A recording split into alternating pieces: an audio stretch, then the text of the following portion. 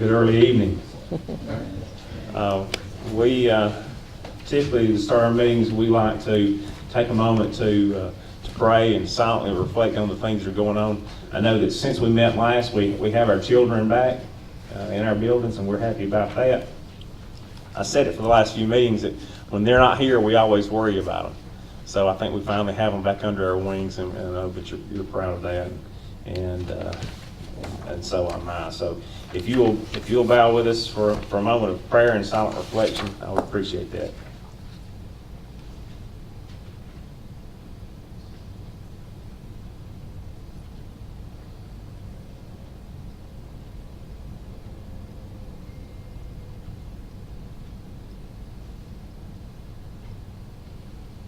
Thank you. We're to the point where we approve our agenda, but I would like to add an executive session just after our budget hearing. So if no one objects, I want to add an executive session there.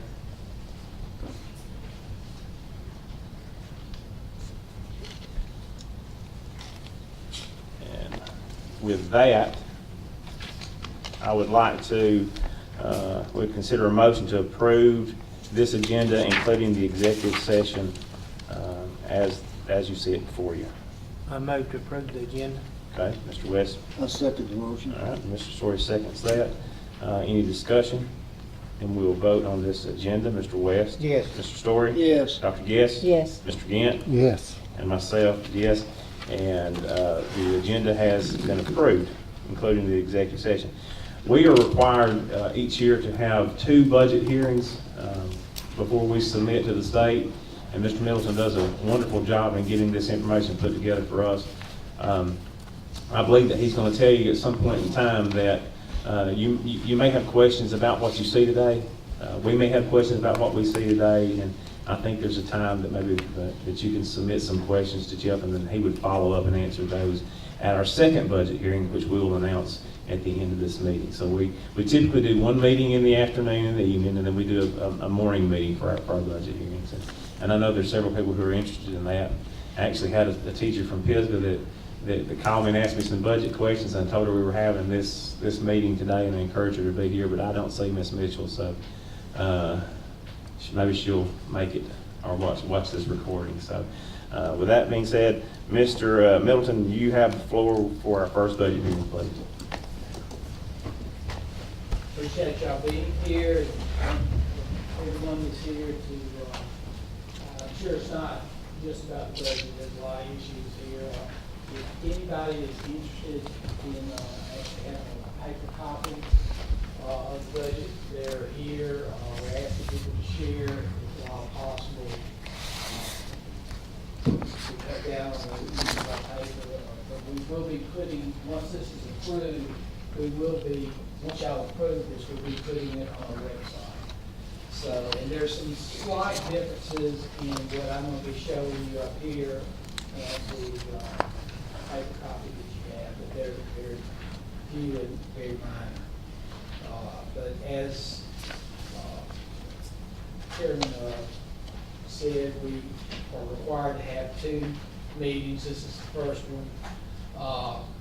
So this is the proposed annual budget. I'm just going to be going through this PDF file. If anybody's got any questions, feel free to raise your hand.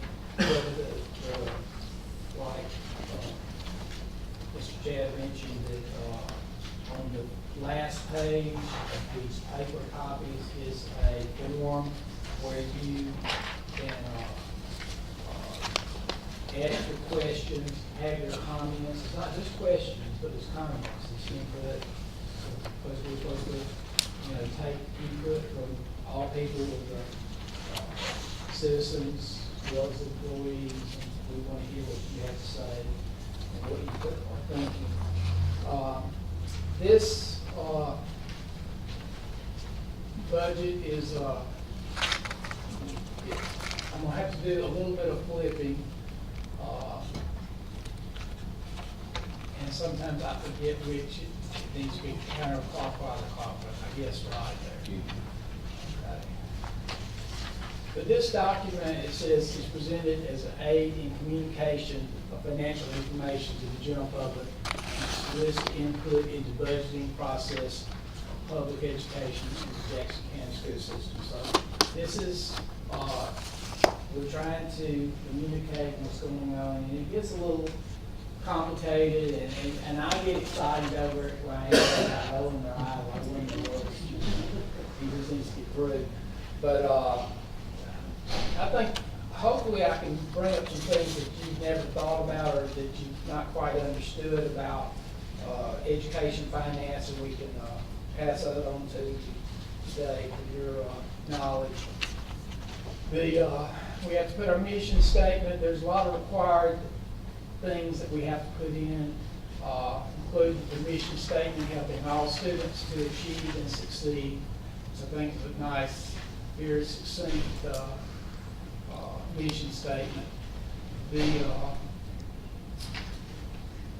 to reduce this a little bit to be able to get.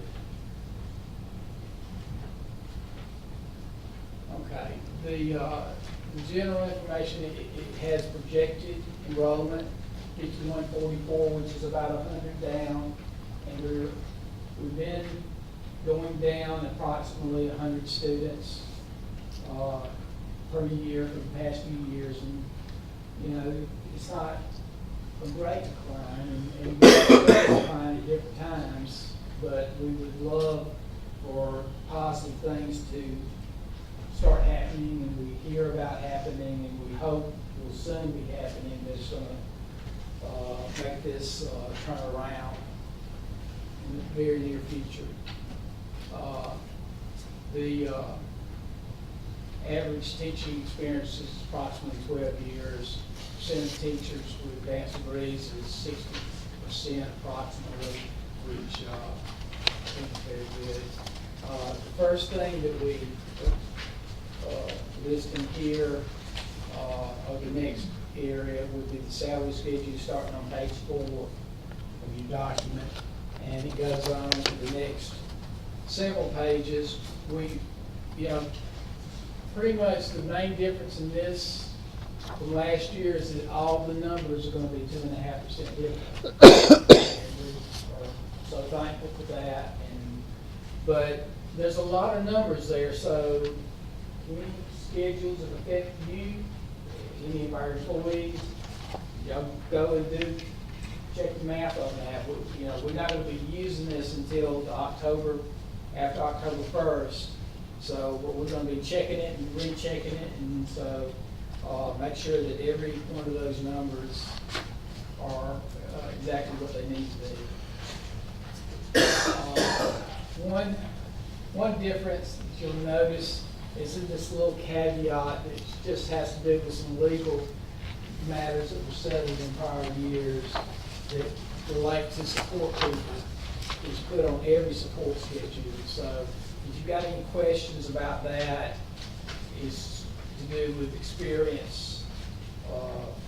It transfers when you make a transfer. So you know, if you've got any questions about that, Melissa, I'm sure can call up and we can get that clarified. So it goes on several pages of the salary schedule. Pretty much everything should be, any kind of salaries would be 2.5% difference. Supplements would not have changed necessarily because of that 2.5%. And this is the beginning of the budget.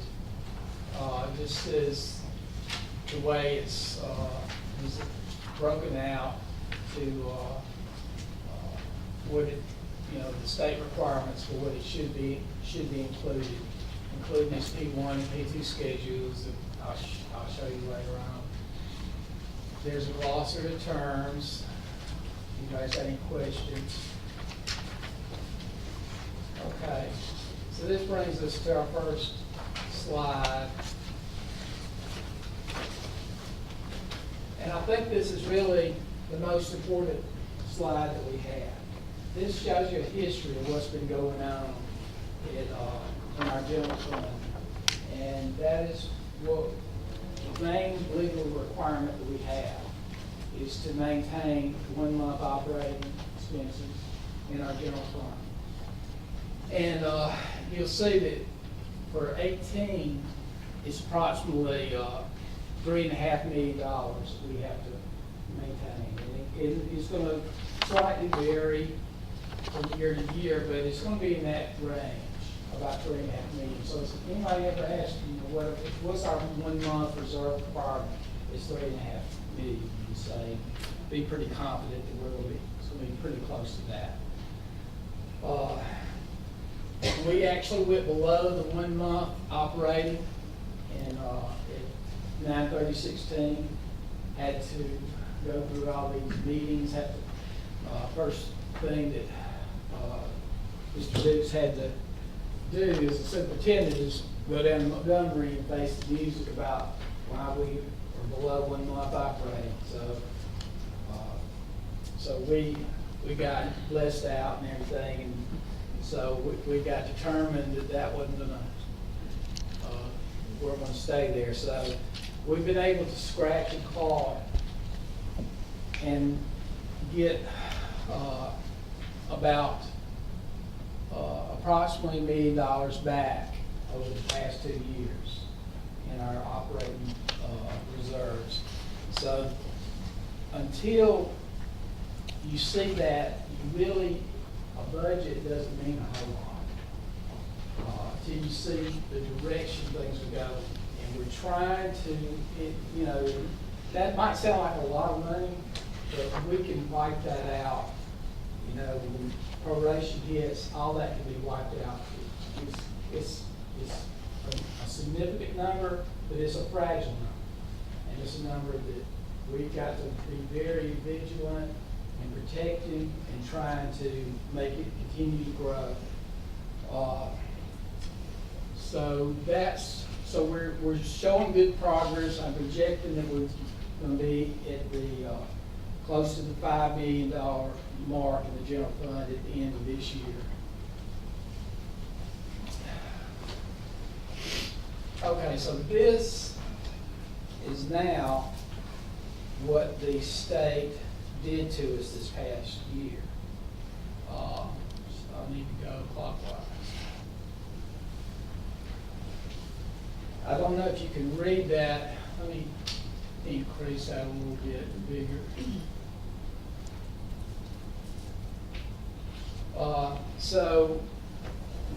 I was saying that our ADM went down approximately 100 students, and it's been doing that. As a result, we lost about 5 1/4 units.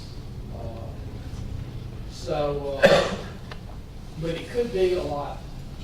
It could be a lot worse. We actually are going to hopefully be able to gain back some units by Woodville and Skyline. If they can get over 500 and maintain that, then we can earn additional units there, and we're hoping for that.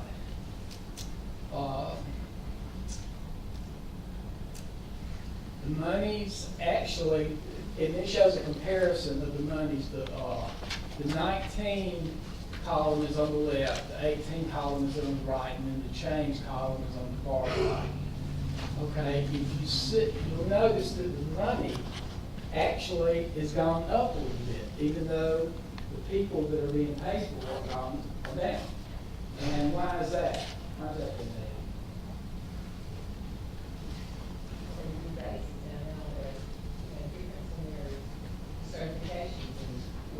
Yeah, you did get that increase, but also we have the 2.5% raise. So because of the, people, getting more experience, more certifications, but also the 2.5% raise, you add all that up, and the money actually went up slightly. But it's going to take every bit of that money to cover, those salaries and benefits. You'll see that the classroom instructional support, the student materials went up by 38,000, technology's going up by 30,000, library enhancement going up by 23,000.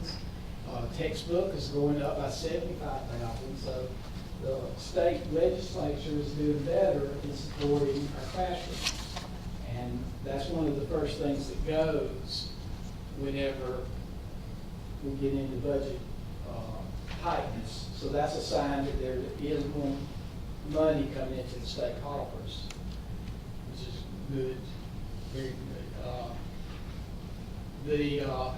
There's one big negative number that, well, maybe a couple of negative numbers, and that's in the area of transportation.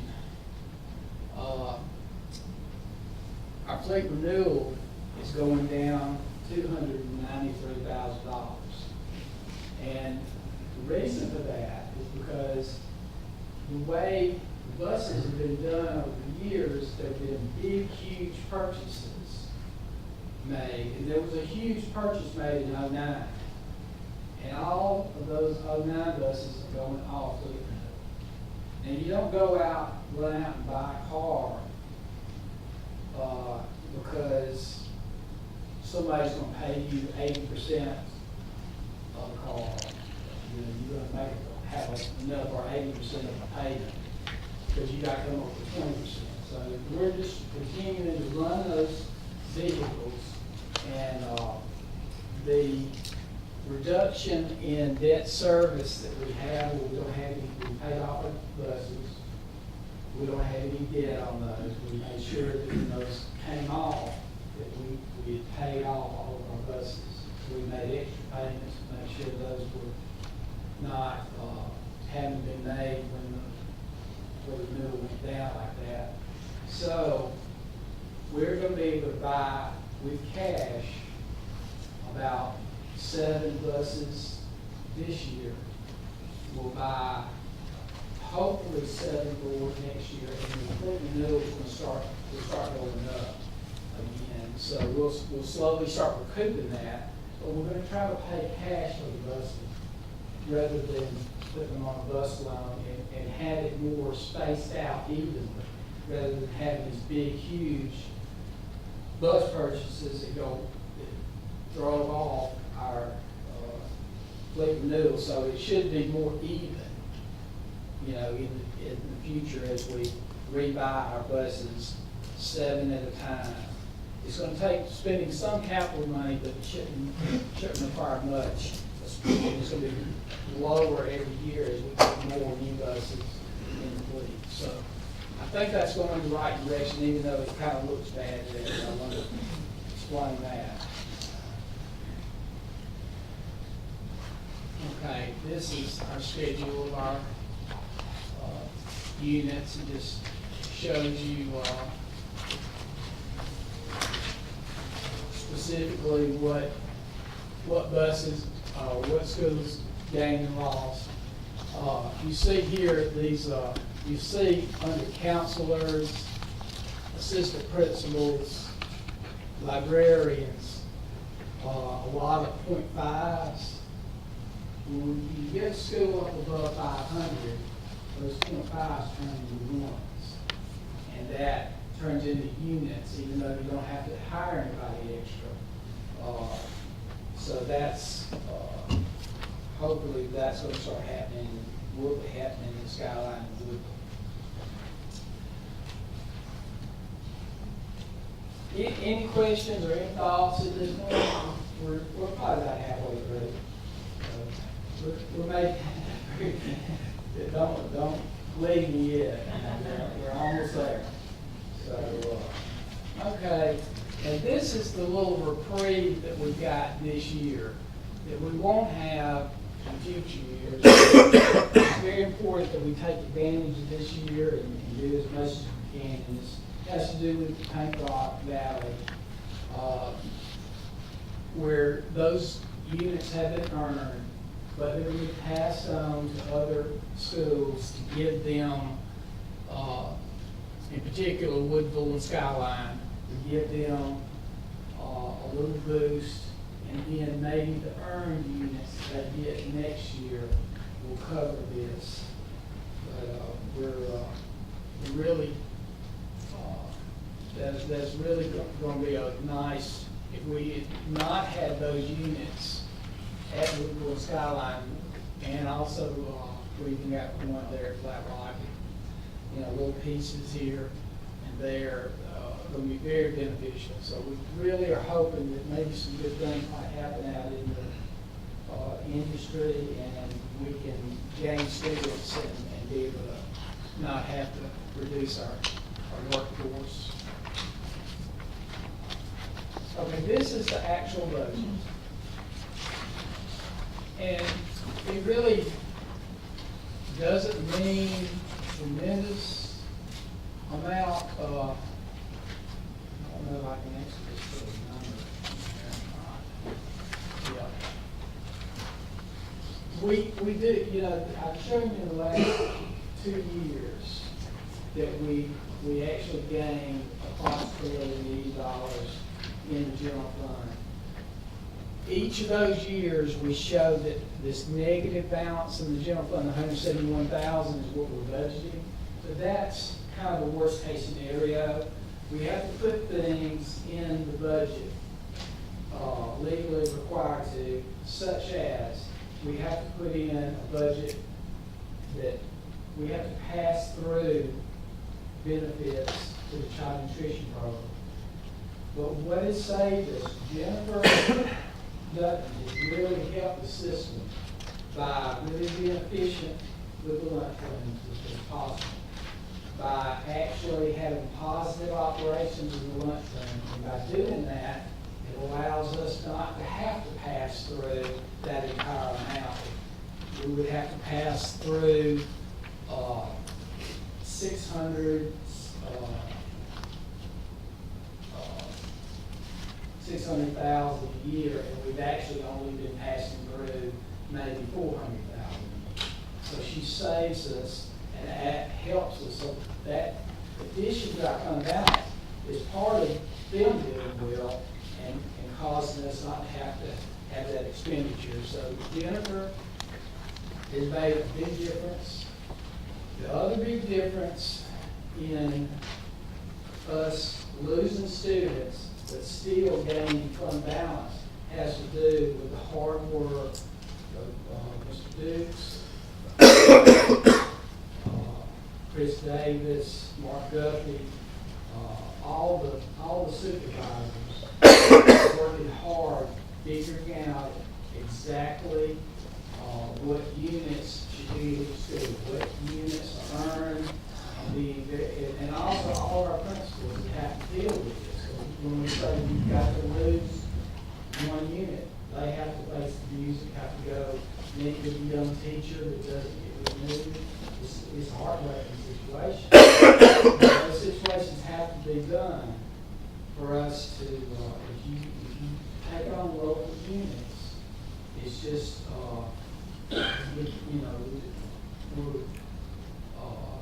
we're setting ourselves up for all kinds of problems, because then you get tenured into things, and if we continue to lose students, we get into a very upside down situation very quickly. So we really appreciate all the hard work the administrators do, all the hard work the principals do in getting exactly what we have earned and very little over that. And also, Mr. Guthrie works very good in coordinating what the federal can take on, what they legally can take on, and they can do class reduction units. So I don't think the students are suffering. We are having, I'm sure that we would like the classroom smaller, but I think we're doing about as good as we can do. Okay, so that is the budget. It's kind of a worst case scenario. Once this has been put in place, then the clock starts. Then we start the year and we try to squeeze out every dime we can as far as not spending what we budgeted and trying to hopefully gain revenues from local, and we have gained local revenues, and I'll talk about some of those now. This is the revenues that comparisons, this year's budget, last year's budget. One thing that's pretty misleading is the federal showing a big reduction. There were some federal reductions, but one of the things is there's carryover money that can't be budgeted until the budget amendment. So the initial budget is always smaller, so that's a little bit misleading. And also there was a little bit additional CMP revenue that was budgeted. We over budgeted last year, so that's a reduction. So the federal did go down some though.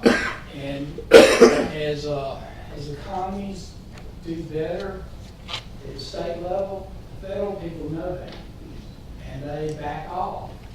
You know, just like when the funds fell off so in 2008, the federal knew they had to kick in, and they kicked in tremendous amounts of funding. So they kind of watch it. They'll kind of gauge our funding based on what they think that we can do without.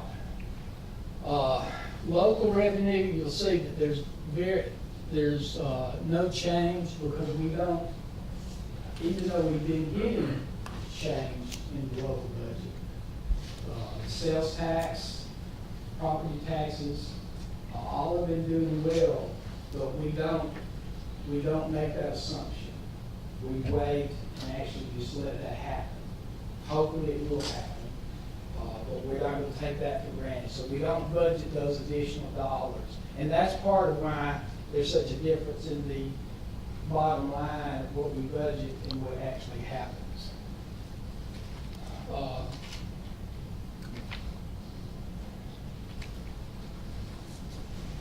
This 50, approximately,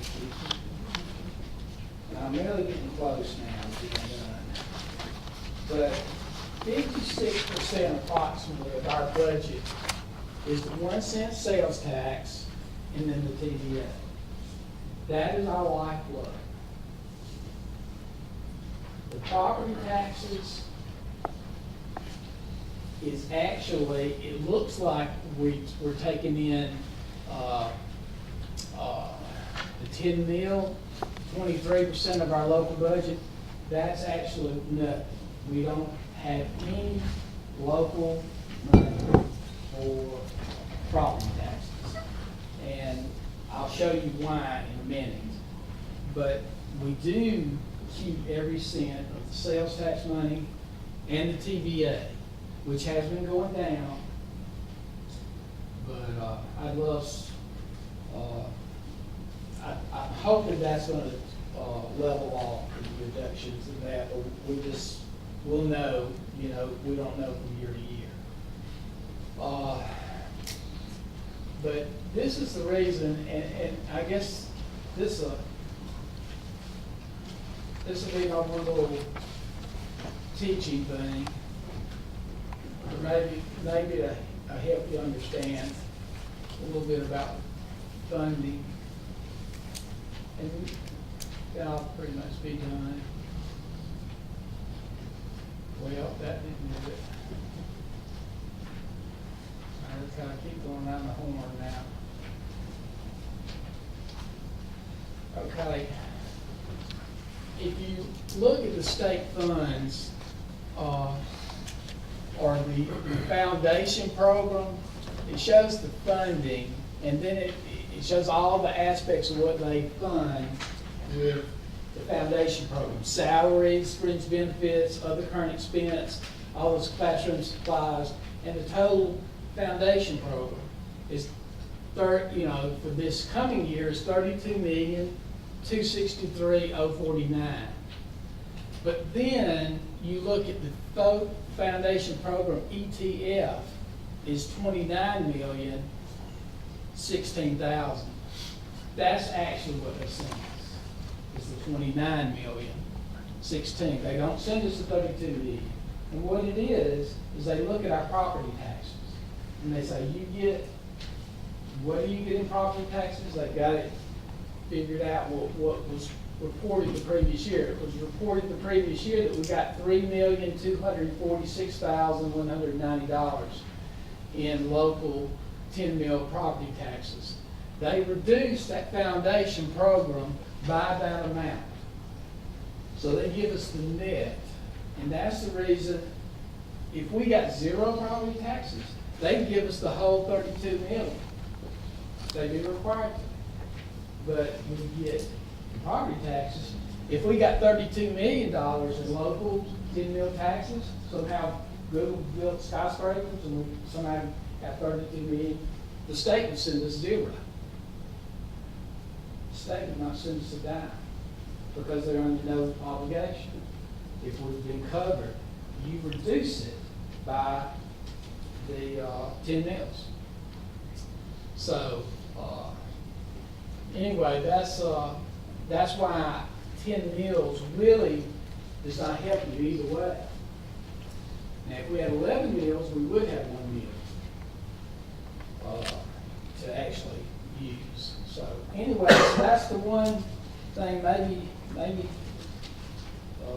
you can impress your education friends with sometime when y'all talk about funding. So if we don't have any questions, that really does the presentation. The rest of the document are just details of this general information that I gave you, where it breaks it down between cost centers, different schools. It's basically the same information.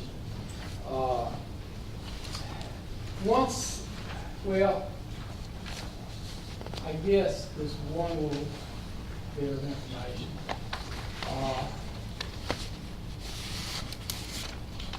These are our expenditures.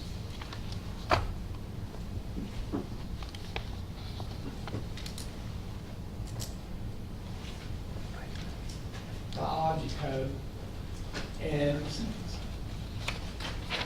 you see that our debt service went down by $303,777, and that's because we don't have any bus debt. So that's the good thing about that. That's the positive side of that negative of the state funding. And salaries almost stayed even, even though we gave a 2% raise because we had a reduction of employees. So if you don't have any questions, do you have any questions? Okay. Just stretching. Jeff, can you take it back to page 28 for a second on that? Okay.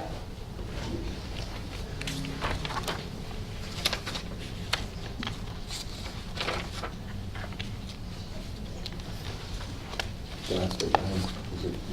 All right, so some of the things that I'm proud of is you see right here is where we took over.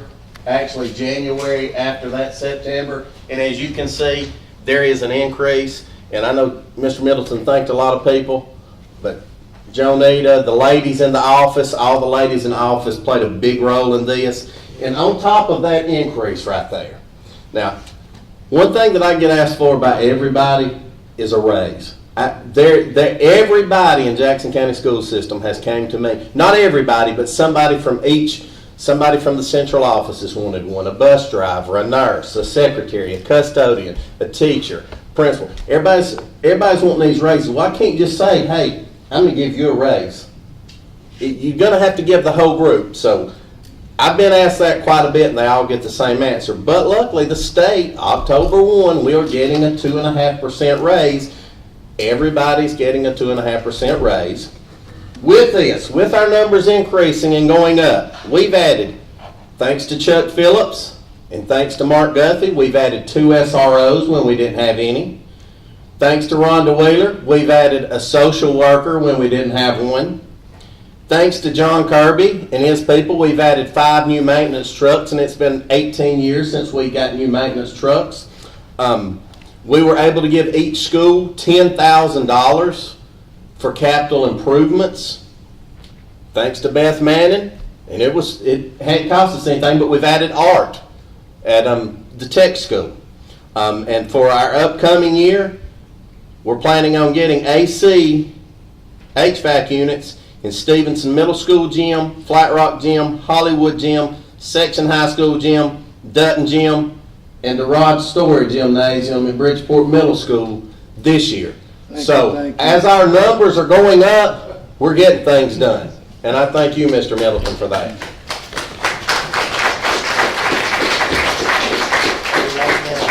Yeah, I've been asking for 8 years. You fix me get it, Coach. Those stories about to wear a sweater. Jeff, did somebody have a question? When you, no, okay, I thought somebody had a question. Just stretching. There's a stretching, okay. It's a little bit off subject, but what is the numbers right now at Woodville and Skyline? Do you have the numbers? 509 at Skyline.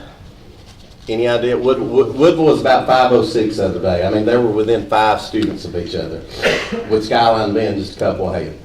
Yeah, it's showing on our, on the table on He page said that was 3. estimated. Oh. Well, you're pretty close to being estimated being right, because Jason's showing 509 at Skyline, that was 506. So they're close. Seemed like when I was at Skyline as principal, we were running about 520. So, We got down to about 475 when I was there. running They them liked off. you better. Running them off. Okay. Mr. Middleton, thank you. Mr. Middleton does a good job of breaking this thing down for us, and if we ever have questions, he's good to answer those questions. And, you know, if you're not an accounting type person, you know, if you're a former special ed teacher, football coach, sometimes it takes a little going over. And Jeff, I appreciate that. So I appreciate your work in getting this put together for us. So we have come to our point in our meeting where we will entertain a motion to go into executive session. I make a motion to go into executive Mr. session. Story makes a motion. Is there a second? Second. Mr. West seconds that. Is there any discussion? Hearing none. We'll vote. Mr. West? Yes. Mr. Story? Yes. Mr. Gant? Yes. Dr. Guess? Yes. And myself is yes. And we're going into a short executive session, so we will leave you and we'll be back momentarily. Mr. Porter, we have right to go into executive session, to discuss good name and character. Discuss good name and character of an individual. I always leave him out. So you're going to start getting my attention. Thank you. We'll be right back. We will now entertain a motion to come out of executive session. I make a move to come out of executive session. Story makes that motion. Is there a second? Second. Mr. Gant seconds that motion. Any discussion? We will now vote to come out of executive session. Mr. West? Yes. Mr. Story? Yes. Mr. Gant? Yes. Dr. Guess? Yes. Myself is yes, so we are now in executive session. Thank you for being patient with us. It was one of our quicker executive sessions. Under personnel actions, item number 2, A, consider a motion to approve the 2018-2019 salary schedules that are attached to this, and these are the schedules that include the 2.5% raise. We have a motion to approve. I'll make that motion. Is there a second? Second. Mr. Gant seconds that. Is there any discussion? Hearing no discussion, we'll vote. Vote, Mr. West? Yes. Mr. Story? Yes. Dr. Guess? Yes. Mr. Gant? Yes. Myself is yes, and those salary schedules have been approved. Under leaves, A, we have considered a motion to approve the FMLA for Macy Owens Madgen countywide instructional aid from November the 1st through January the 7th. I make the motion. Story makes a motion. Is there a second? Second. Mr. Gant seconds that. Is there any discussion? Hearing no discussion, we'll vote. Mr. West? Yes. Mr. Story? Yes. Dr. Guess? Yes. Mr. Gant? Yes. Myself is a yes, that motion carries. Under B, consider a motion to approve a leave of absence for Amy Church, a countywide instructional aide from August the 20th through December the 10th. I'll make that motion. Is there a second? Second. All right, Dr. Yes seconds that. Is there any discussion?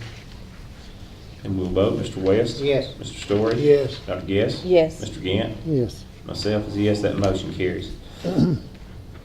Under C, consider a motion to approve leave of absence for Elizabeth Williams, a teacher at Skyline, from September the 4th through May the 24th. I make a motion to give Ms. Williams a leave of absence. Second. Mr. West makes a motion, Mr. Story seconds that. Is there any discussion? No discussion, then we'll vote. Mr. West? Yes. Mr. Story? Yes. Dr. Guess? Yes. Mr. Gant? Yes. Myself, yes, motion carries. Under D, consider a motion to approve an FMLA for Geraldine Wilburn from August the 1st through August the 31st. I'll make that motion. Is there a second? Second. Yes, seconds that. Is there any discussion? And we'll vote. Mr. West? Yes. Mr. Story? Yes. Dr. Guess? Yes. Mr. Gant? Yes. Myself is yes, that motion carries. Under resignations, we have to consider a motion to accept the resignation of Joey Evans as a teacher at Ernest Pruitt Center of Technology effective September the 18th, 2018. I'll make that move. Mr. Gant makes that motion. Is there a second? Second. Mr. West seconds that. Is there any discussion? Mr. Evans was our masonry instructor. So we will move to a vote. Mr. West? Yes. Mr. Story? Yes. Dr. Guess? Yes. Mr. Gant? Yes. Myself is yes, that motion carries. Under transfers, we have consider a motion to transfer Shannon McLean from a teacher at Bridgeport Middle School to a countywide instructional technology specialist effective August the 31st. I'll make that motion. Mr. Story makes the motion. Is there a second? Second. Mr. West seconds that. Is there any discussion? No discussion, so we'll vote. Mr. West? Yes. Mr. Story? Yes. Dr. Guess? Yes. Mr. Gant? Yes. Myself is yes, that motion carries. B, consider a motion to transfer Samantha Carson from a countywide instructional aide to a 50% teacher at Dutton School effective August the 31st. I'll make that motion. Is there a second? Second. Mr. West seconds that. Is there any discussion? We'll move to vote. Mr. West? Yes. Mr. Story? Yes. Dr. Guess? Yes. Mr. Gant? Yes. Myself is a yes, that motion carries. C, consider a motion to transfer Michaela Lacey from a countywide ELA to a countywide Indian aide effective August the 31st. I'll make that move. Mr. Gant makes a motion. Is there a second? Second. Mr. West seconds that. Is there any discussion? Hearing no discussion, we'll vote. Mr. West? Yes. Mr. Story? Yes. Dr. Guess? Yes. Mr. Gant? Yes. And myself is a yes, that motion carries. D, consider a motion to transfer Anita Farmer from a 50% teacher to a 75% teacher at Bryant School effective August the 31st. I make that move. Okay, Mr. I West second. makes a motion, Mr. Story seconds that. Is there any discussion? Then we will vote. Mr. West? Yes. Mr. Story? Yes. Dr. Guess? Yes. Mr. Gant? Yes. Myself is a yes, that motion carries. Consider motion to transfer Jordan Williams from a 50% teacher to a 75% teacher at Hollywood School effective August the 31st. I make that move. Mr. West makes a motion. I will second that. Is there any discussion? Hearing no discussion, we'll vote. Mr. West? Yes. Mr. Story? Yes. Dr. Guess? Yes. Mr. Gant? Yes. Myself is a yes, that motion carries. Consider a motion to transfer, this is F, consider a motion to transfer Taylor Finks from a 50% special ed teacher at Flat Rock to a 50% elementary teacher at Section effective September the 4th. Switching from a special ed at one school to teacher at the other. Okay. I'll make that move. Again, makes a motion. Is there a second? Second. Mr. West seconds that. Is there any discussion? Hearing none, we'll vote. Mr. West? Yes. Mr. Story? Yes. Dr. Guess? Yes. Mr. Gant? Yes. Myself is a yes, that motion carries. Under employ, A, consider a motion to employ Ivan Richard, should be Richard, not Richards, Ivan Richard as an 8-hour custodian at North Sand Mountain effective August 31st, 2018. I'll make the motion. Mr. Story makes that motion. Is there a second? I'll second that. Is there any discussion? Hearing none, we'll vote. Mr. West? Yes. Mr. Story? Yes. Dr. Guess? Yes. Mr. Gant? Yes. Myself is yes, that motion carries. Under B, consider a motion to employ Raymond Cobb as a technical school bus driver for North Jackson High School effective August the 31st. I moved employment Mr. Cobb as tech school bus driver. I'll second the Mr. West motion. makes a motion. Mr. Story seconds that. Is there any discussion? We will vote. Mr. West? Yes. Mr. Story? Yes. Dr. Guess? Yes. Mr. Gant? Yes. Myself is yes, motion carries. Consider a motion to employ Stephanie Grajada as an EL instructional aide effective August the 13th, 2018. I'll make that motion. Second. Dr. Guest seconds the motion. Is there any discussion? We'll vote. Mr. West? Yes. Mr. Story? Yes. Dr. Guest? Yes. Mr. Gant? Yes. Myself is yes, that motion carries. D, consider a motion to employ Jennifer Mays as a countywide instructional aide effective August the 16th, 2018. I make that move. All right, Mr. Gant makes the motion. Is there a second? Mr. Story seconds that. Any discussion? And we'll vote. Mr. West? Yes. Mr. Story? Yes. Dr. Guest? Yes. Mr. Gant? Yes. Myself is yes, motion carries. E, consider a motion to employ Jody Myers as a countywide instructional aide effective August the 31st. I move to employ Ms. Myers. Mr. West makes a motion. Is there a second? Second. Mr. Gant seconds that. Any discussion to follow? And we'll move to vote. Mr. West? Yes. Mr. Story? Yes. Dr. Guest? Yes. Mr. Gant? Yes. Myself is yes, that motion carries. Under F, consider a motion to employ Cole Porter as a countywide instructional aide effective August the 31st. I'll make the motion. Is there a second? Second. Mr. Story seconds that. Is there any discussion? No discussion. Mr. Porter is also the baseball coach, I think, at North Jackson, so. We'll move to vote. Mr. West? Yes. Mr. Story? Yes. Dr. Guest? Yes. Mr. Gant? Yes. Myself is yes, motion carries. G, consider a motion to employ Kristen Light as a 50% teacher at Bridgeport Middle School effective August the 31st. I make the motion. Mr. Story makes a motion. Is there a second? Second. Mr. West seconds that. Any discussion? No discussion, so we'll vote. Mr. West? Yes. Mr. Story? Yes. Dr. Guest? Yes. Mr. Gant? Yes. Myself is yes, motion carries.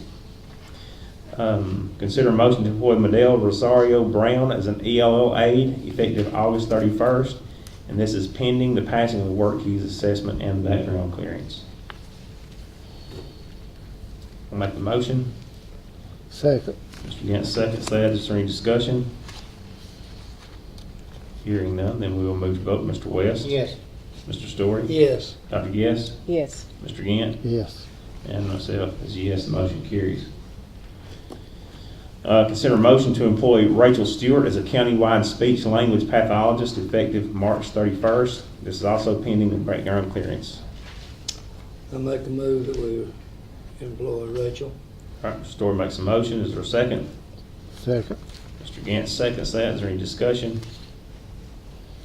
No discussion. We'll vote. Mr. West? Yes. Mr. Story? Yes. Dr. Guest? Yes. Mr. Gant? Yes. Myself is yes, motion carries. J, consider a motion to employ Aretha Kessler as a countywide instructional aide effective August the 31st. I make that move. Mr. Gant makes a motion. Is there a second? Second. Story seconds. That any discussion? No discussion, so we'll vote. Mr. West? Yes. Mr. Story? Yes. Dr. Guest? Yes. Mr. Gant? Yes. Myself is yes, motion carries. Under K, consider a motion to employ Tanya Barbie as a 21st century site coordinator at Stevenson Middle School effective August 31st. I make that move. All right, Dr. Guest Second. makes a motion. Mr. Story seconds. Any discussion? Hearing none, we'll vote. Mr. West? Yes. Mr. Story? Yes. Dr. Guest? Yes. Mr. Gant? Yes. Myself is yes, that motion carries.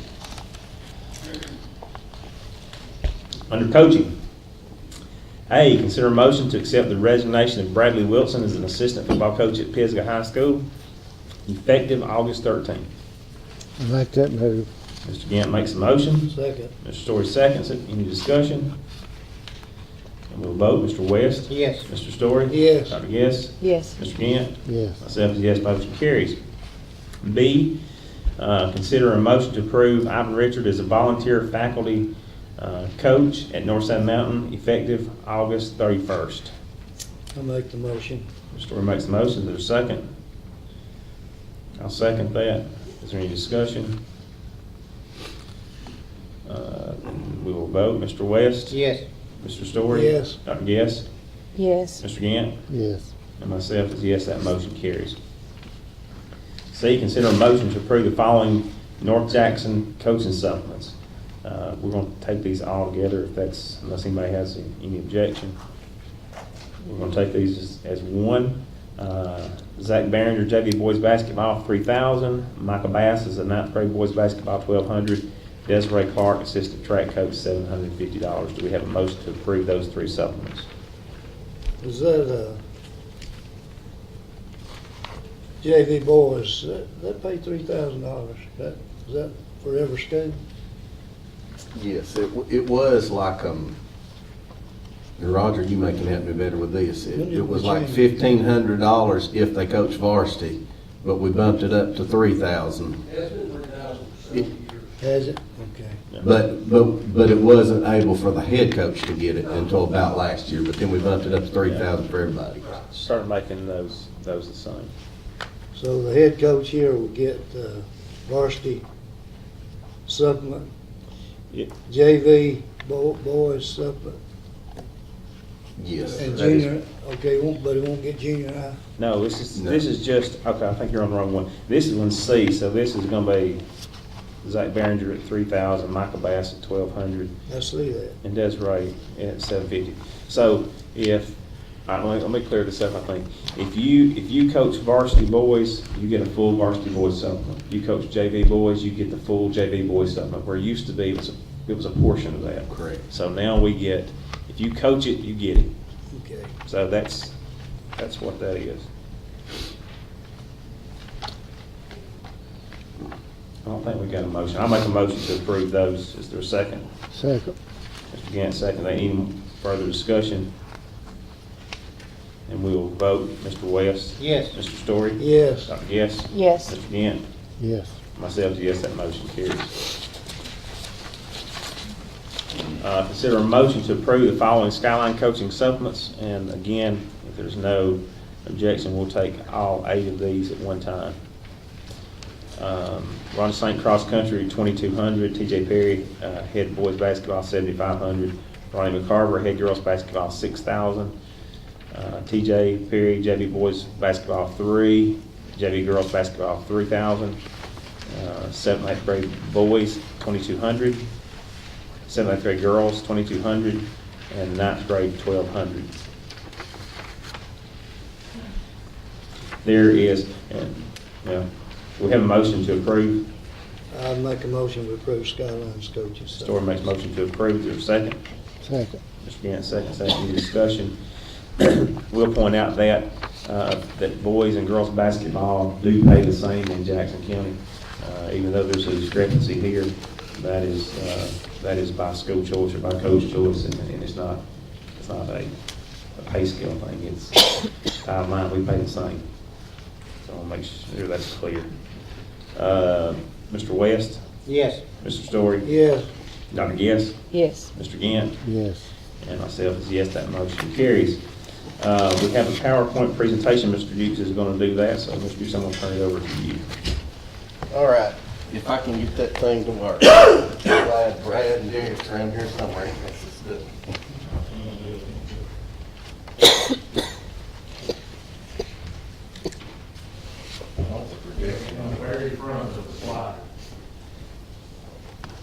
There you go.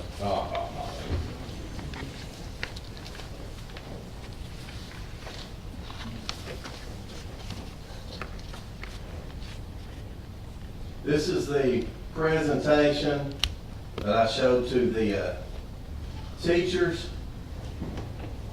and faculty and staff at the Institute, and it's going to talk about our new schedule. We're in week 3. There have been some kinks. We're working those out. I'm going to go through it, and then I'll explain a little bit more afterward. And I'll skip some of them. The goal is to improve career readiness of our graduates, improve college readiness, increase enrollment at tech school, improve retention of learning, improve instruction with planning time, increase collaboration with each school and the district, improve ACT scores. Line change gives us some additional time at Epcot. Planning time for teachers, we did have common plan, but as most of you know, the teachers in the room, you were doing bus duty for 15 minutes of it, talking the other 15 minutes, and it was time to go home, and we basically didn't have plan time. Improve retention of material because classes will be sequential, more instruction days per class, 144 versus 90. Learning is spread out throughout the year, smaller chunks. Again, we've got students have shorter attention spans. I think a lot of it has to do with technology. Improved results on state testing, which will occur near the end of each course. Class can dive deeper because the rush to finish is reduced. Increase in joint activities and projects within school and district, since all will be on the same schedule. No more loss of instruction days at the beginning of the second semester, which that means giving out books, starting all over again, just like the beginning of the year. And it reduces the effect of absenteeism. This is what you need to see. This is what you really need to pay attention to. By the state, we are a C district. Do I think we're a C district? No. Everybody outside of Jackson County sees us labeled as a C district. When the industry looks at Jackson County, they see Jackson County schools are a C district. Okay? We've got to overcome that. Only 3 of our 7 high schools had a B. ACT. Now, the county scores are the ones not in parentheses. The state scores are in parentheses. Okay? Look at that. The composite, 17.2. The state is 18.1. And let me say this before I go the rest of that. Alabama is the 47th state in the United States in education. We're not even on state level on these folks. That's why I want to change something. We're not even on state level. 16.6 in English, the state is 17.7. Math is 16.9, state 17.7.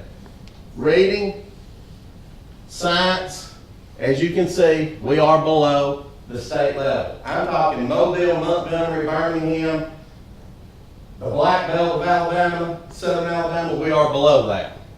40% of our graduates have had to take remedial math or English at Northeast Community College in 2016. 40% of our students.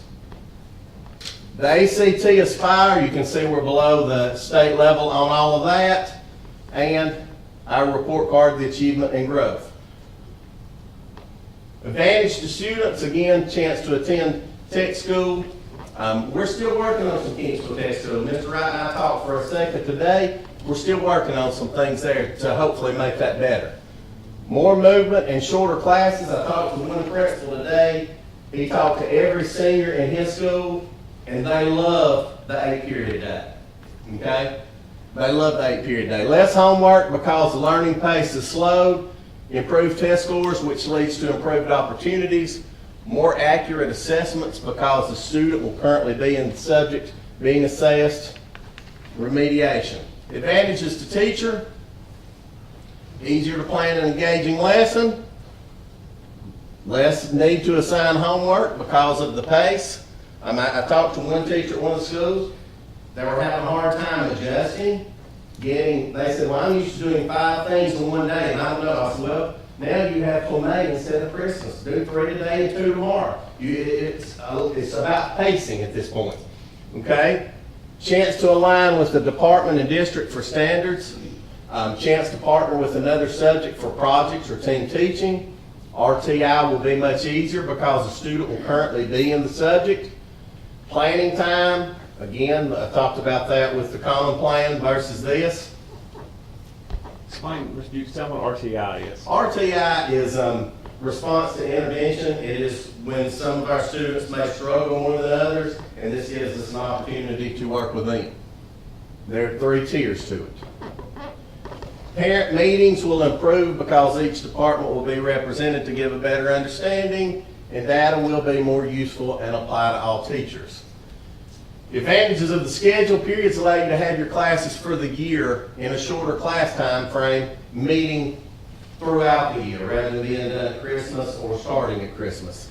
The block day allows for labs and activities that can't fit into the period time frame. For the week, each class will have 3 periods, one block, and 1 day of not having that class. In other words, Monday, Tuesday, Wednesday, 8 periods. Thursday and Friday, we rotate. Thursdays 1, 3, 5, and 7. Friday, no. Thursdays 2, 4, 6, 8. Fridays 1, 3, 5, 7. Every time I say that, I get that mixed up. Early release will allow students extra home times, chance to remediate, extra activities and clubs, makeup testing assignments. I've had some questions on that. That is Friday. We're still working on some kinks there. One, schools are having a hard time with the students being lined up out to the main road. North South Mountain said they were lined up on 71. I talked to them today. Skyline had them on 25. Louisville had them on 35. We've also got concerns about some of the students that are not necessarily able to go home. And then you got some that are able to go home. And those are things we are looking at and trying to figure out. And it's, it's not a bad thing to be at school, to stay at school. That's not a bad thing. But we're looking at that. We've talked about that this week. What can we do to change that? Individual and school-wide planning times, opportunities for collaboration with teachers and subjects. Administrative and teacher considerations, establish communications on projects, homework assignments, and testing dates. You want to avoid each class assigning too much after school at the same time. You also want to look at a testing schedule. In other words, elementary folks, don't make sure not everybody's giving the same test on Fridays. I was the world's worst. When I taught, all my tests were going to be on Friday. If we were out of school on Friday, they were going to be the next Friday. You got to collaborate with your peers and determine this subject one day, that subject one day. Don't do them all in the same day. Examine the purpose of the homework. Is it busy work? Is it extra credit? Is it remediation, acceleration?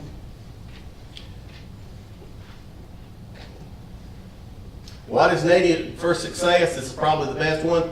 We told them they need to roll up their sleeves, go to work. Work together. Everyone working to ensure student success. Teachers make us successful, not schedules or programs. And expect more, be more. Now, I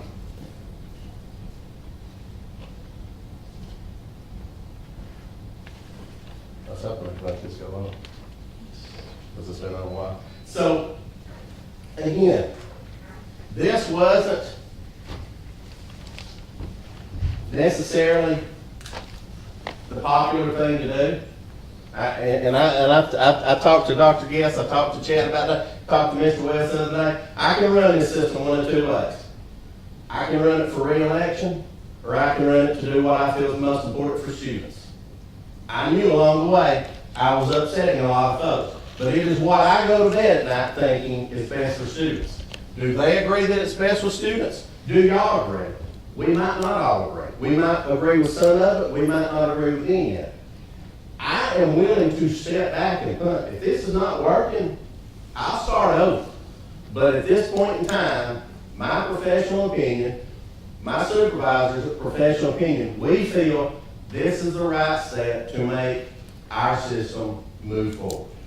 I've had some questions on teacher days. Teachers are on a 187-day contract. Mr. Middleton showed you that.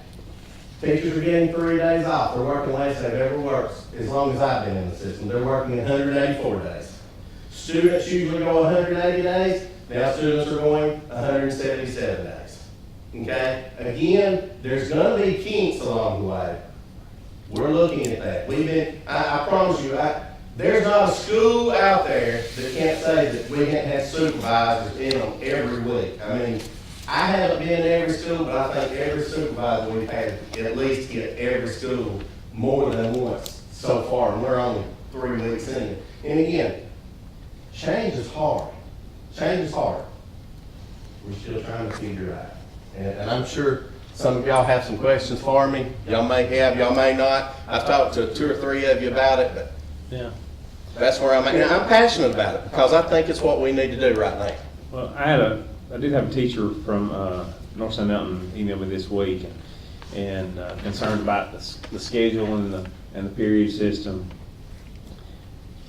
There are certain things that the board regulates. Okay, there's some things that we have oversight on. Setting the period schedule is not one of them. That wasn't a board action. You know, my wife is working extra time. My daughter is on a period schedule, so I see it both ways. You know, to begin with, my daughter didn't like it. She's liking it better. So I think that there's some getting used to, and I think some of them are getting used to that. But, you know, it wasn't, I think there's some misconception out there that it was, the board chose the schedule. And that's not our job to choose that schedule. So I've been trying to get that through because, you know, it wasn't a board action. It wasn't a board action. It was Mr. Dukes and supervisors got together, and I think some of the principals that kind of giving that one back to you, you know, I would because, say if it was a board action, it would probably got shot down 5-0. well, you know, I did make a statement in that email to that teacher that, that wasn't sure that would be what I would choose. You know, I've told you that I'm not sure that's what I choose, but I am in a wait and see mode. I want to wait and see what the results are. If it's not good, I would encourage you to take another look at it. Same way, Mark, I want y'all to take a look at it. But if it doesn't work, if it's not successful, and we're going to know, then to reconsider that at some point in time. And that's just what you said you were going to do. What So, would you call success? I mean, improved test scores? Well, that would be a big part as you of can it. see, improving our education all the way around. We're talking college remediation, we're talking test scores, we're talking state report card, we're talking improving all aspects of a student's education in Jackson County schools. And some of that would probably would have to be more than 1 year of data to ever be able to tell, but, you know, you'll have a pretty good idea, I think, where you're gonna stand on that, especially the ACT scores. I mean, you'll get those. You're gonna get those this spring. So that will be, for sure, real-time data. But that's not a board action. So, by all means, if you know somebody that thinks that's a board action, you let them know that Chad Gore said that's not a board action, because that's exactly what I've been telling them. Been referring that one right on back to Mr. Dukes. I would like to say that I've had a lot of emails and a lot of calls. And a lot of them's been from teachers, support personnel, and parents. And I've not had one single call that liked the extended day schedule. Not one single call have I had that liked it. Can I ask you one question? How many positive calls have you got since you've been on the board? Said, hey, Mr. West, I think that's a good job you are doing there. Probably haven't had many of those. But when they don't call you, you must be doing all right. But when you get a lot of negative calls, that's from parents, teachers, and most of them say that they don't like it, but they just don't want their name used in it. Can you do anything about it? That's what they asked us as a board. Can we do anything And about like it? I said, be patient. We're working with it. We're looking at it. We talk about it every day that we're here. We sit here and examine some part of it. The safety factor, the way our county is spread out, that's one of my main concerns. Within 2 months, the bus drivers will be leaving out before daylight, getting home after dark. So that's one of my concerns. That 30 minutes a day, it seems like it's gonna be 30 minutes of darkness, either way we put it.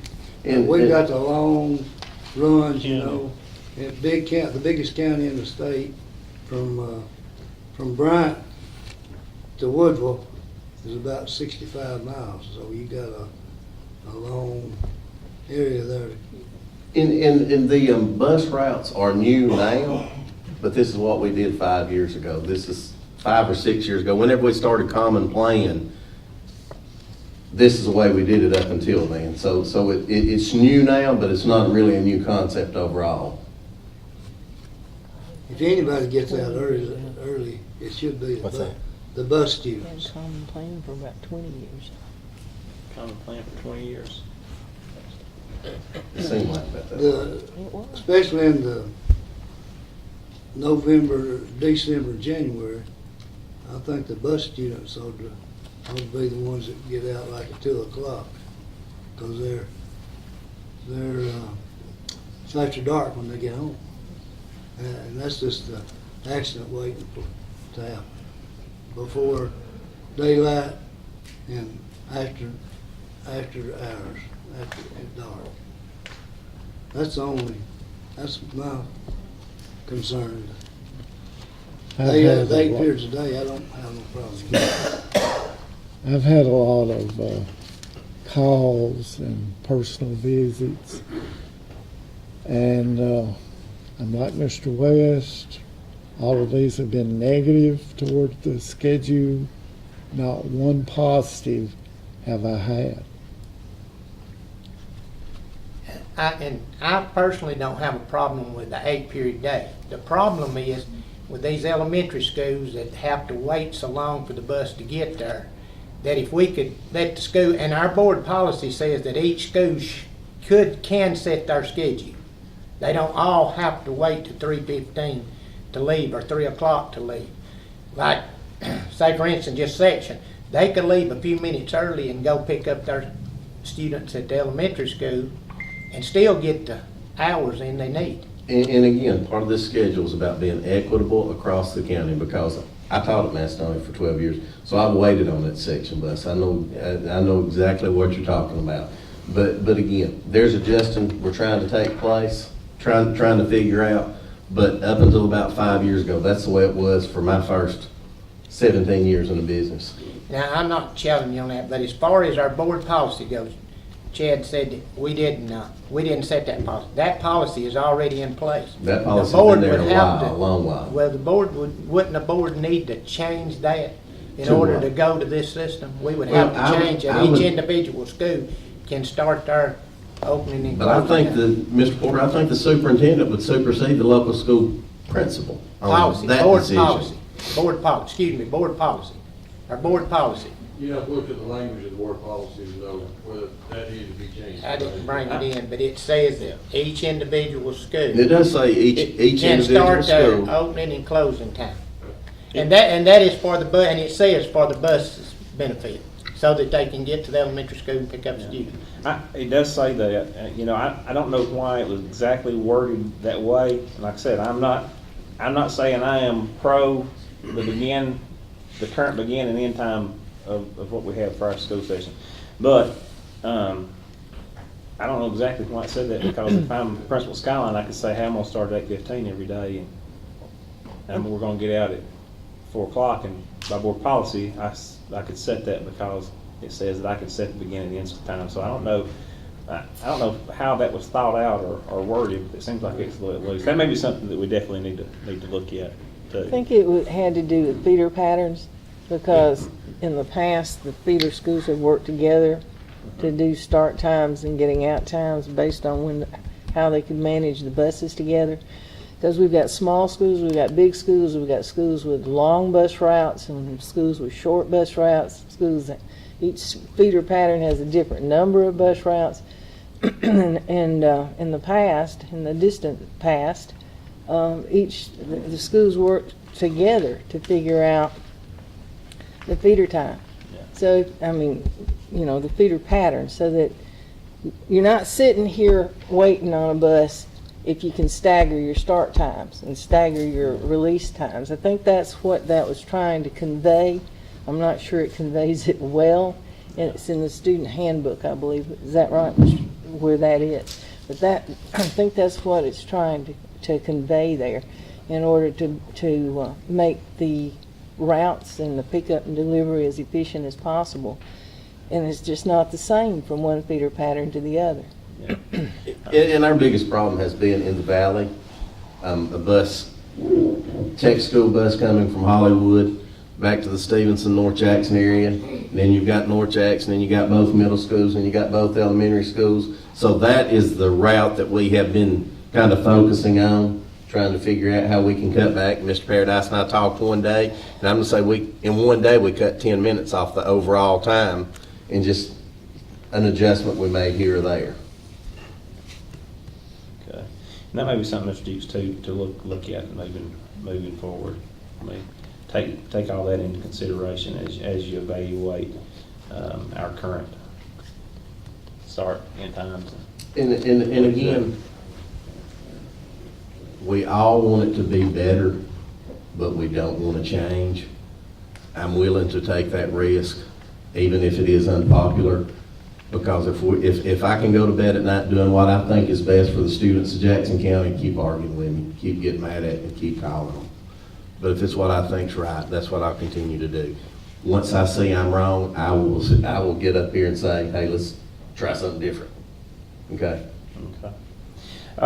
Next on our agenda, we have a parent to address the board, Miss Alyssa Rogers. She's a parent from Bryant School. And Ms. Rogers, we want to thank you for your interest in the school system. And you're going to have 4 minutes to address the board. And this is going to be your time to share your thoughts and concerns. This is not a time to single out any one person or make accusations. If at any point your presentation goes beyond stating your concerns, your remaining time will be forfeited. But this is not a question and answer session for the board, but we're going to hear you out, and just know that the board will listen to your concerns, but won't take any kind of action at this meeting. Okay, so you have the floor. 4 minutes. Anything hot up there? And I also have copies of my concerns if you guys want to be able to refer back to those at a later time. It's not hot. Can you guys hear me okay? Everybody hear me? Okay. My first concern deals with my inability to communicate with my children's superintendent. I am by far not the only person who has found Mr. Dukes to be unavailable and unresponsive. Shouldn't listening to the concerns of the community be a high priority for the superintendent? I have attempted to contact Mr. Dukes through written messages and phone calls with questions and concerns pertaining to his extended school schedule. I first attempted to contact him on August 1st. It wasn't until August 28th that I finally got a call from his secretary. She told me that Mr. Dukes was offering me 2 options. He was willing to meet with me that day if I could be there within 3 hours. If I could have even made such a spur-of-the-moment meeting, I was told I would then not be allowed to speak at the board meeting tonight. The second option I was given was that I could have 3 minutes to address the board. However, I found the statement to be false. Based on board policy, members of the public wishing to address the board are permitted 4 minutes. Also, according to board policy, it is up to individual schools to set opening and closing times. If policy changes are supposed to be board approved, why was this new schedule, which requires all schools to begin and end at a time set by Mr. Dukes, implemented? Why was this done without board approval? Wasn't our superintendent sworn to uphold board policies? Why then would he disrespect board members and the community as a whole by violating these policies? As I understand it, it is the board member's responsibility to report such abuse to the state superintendent. I am asking that you hold our superintendent accountable and ensure that he does in fact follow board policy. Next, as we all know, teachers hold one of the most self-sacrificing jobs available.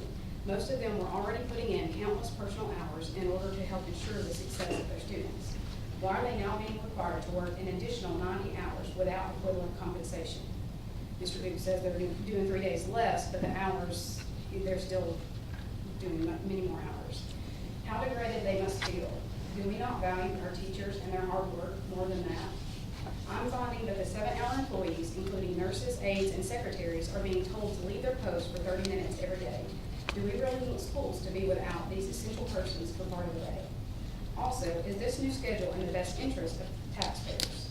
The cost of heating, cooling, and providing water for an entire 17-school system for an additional 90 hours will quickly incur a lot of added expense to a county that is already struggling financially. Speaking of wasted taxpayer dollars, is it prudent for staff in the central office to be attending to social media during work hours? Next, longer instructional time has been proven to be detrimental to students of all ages. This was confirmed to me after speaking with my children's pediatrician, Dr. Matthew Good. He was very concerned to learn my children were expected to spend additional time in the classroom. He remarked that it has been proven time and time again that more hours in the classroom does not equal more learning. He stated that in contrast, students actually learn less when they are in classrooms for extended periods.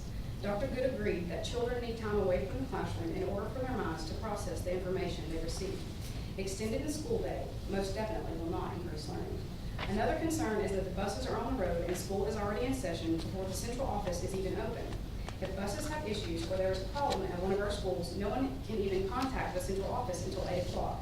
Shouldn't we have people in place at the central office to address such problems. Also, once the time changes in November, as Mr. Story mentioned, the later bus routes will pose a safety risk as it will be getting dark by the time students arrive home. Mr. Dukes claims that he wants to be equitable to all. However, with the early Friday dismissal, only children who have someone to pick them up are able to take advantage. It is also unfair to teachers who are left to babysit for the last hour. Lastly, this schedule takes away from family time that we as parents value and would like to share with our children. Under the new schedule, our children are devoting 9 to 10 hours a day to preparing for traveling to and from, doing homework, and attending school. You can easily add an hour or more to this time for bus drivers, especially those at feeder schools. This schedule diminishes family time to just a few short hours each evening before it is time for children to go to bed. You just can't put a price on quality family time. Thank you for your time and consideration. Thank you, Ms. Rogers, and you must have practiced that because you finished with 2 seconds. That was well orchestrated, I think. But we appreciate you for your comments and your concerns there. We do have a second budget hearing that we have to get in before the 15th of September, and we have that meeting, I believe, set for September 13th. 8 a.m. maybe? Yeah, let me look right here. I think I have it.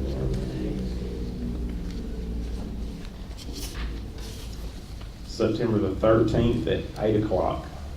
It'll be a Thursday morning.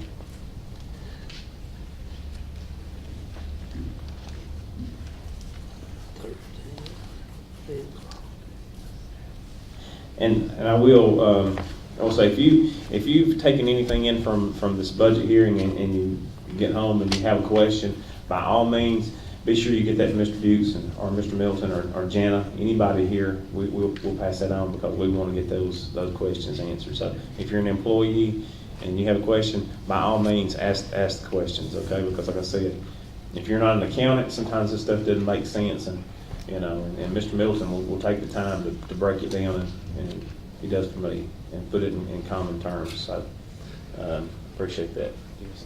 Yeah, school safety, y'all have heard me talk about working with UAH and Jackson County Sheriff's Department. Dr. Maddox sent me an email from UAH. He lives here in Jackson County, attended Jackson County schools. He sent an email tip line for school employees, and that it basically is just an email link for if they see anything that we can do to increase or help our school safety, security, whether it's, like somebody at the central office is leaving the back door propped open every day after lunch, or I think we need this window locked, things like that. And as soon as I sent it out countywide today to the teachers, one of the guys from UAH showed up in here and he said, we got an email from a home ec teacher that wants us to put a camera in their classroom. They're concerned about it. And today, I sent that out this morning, and this afternoon he had already been to talk to the home ec teacher. So again, we are working to improve school safety, and I appreciate the hard work that UAH and Dr. Gary Maddox and his team are doing, because they're putting a lot of time and effort into helping make our schools as safe as possible. And to end on a good note, no school Monday, Labor Day. Have a great weekend. Mr. Dukes, I also want to add that, this go back to Mr. Paradise, but we were looking at some dual enrollment stuff at Northeast the other day, and North Jackson has gone from one point having very little dual enrollment activity to being about the highest school we have in obviously in Jackson County. But I think you shared a picture the other day and had, how many was it? $62,000. Yeah, about $62,000 worth of technical dual enrollment scholarship money this semester, so that's good. We also have we have some collaboration between Pisgah High School and Skyline for a English 101 class where our teacher is teaching the course from Pisgah, and we're taking that course through our online Canvas system to Skyline. So we're serving 2 schools with one teacher at Pisgah, and that's been great so far. So and good things are happening with our instructors. So Miss Jerry Brown, are you in that class? No. Oh. I just have a question. I don't forgot. I was in Madison. So the teacher from Bright that moved from 50 to 75%, The 75% position is a classroom function position for kindergarten, right? I don't know, it's kindergarten. You have 29 kids. Where's the employment for kindergarten? Where's that position? That, the way it's gonna work out is we will hire the other 50% September the 13th. And then that will have both of those. That next 50% goes to kindergarten. So And it will be hired there's no September. learning That opportunity. 75% that was hired tonight is for kindergarten. So there's no, okay. So now there's not a third grade teacher. There's a third grade teacher. That's, yeah. We have no librarian as well. That was Yes.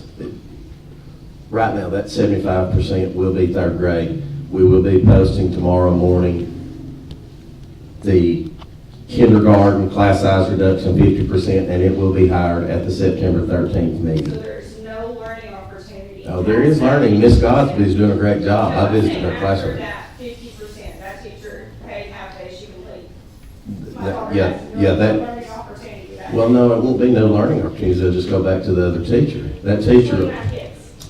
which is what's been going on. Oh, they have tonight. 30. I We're- know they have 30 kids. We're going to finish our meeting, and you can meet with Mr. Dukes and Mr. Guthrie, because he deals with those extra funds, so. And I think you can get a more direct answer that way, so by all means, stick around. So, we do have our board meeting coming up on the 13th. That will be budget hearing plus some other personnel issues. Is there any other announcements we have from the board that needs to be made known before we adjourn? Don't forget to support our local football teams. That's right, we have football starting back, actually some started back last week, so come out and support those teams. Outside that, we'll entertain a motion to adjourn. I will make a motion to adjourn, is there a second? Second. Yes, seconds that. Any discussion? Then we will vote to adjourn. Mr. West? Yes. Mr. Story? Yes. Dr. Guess? Yes. Mr. Gant? Yes. Myself is yes, so we are now adjourned, thank you.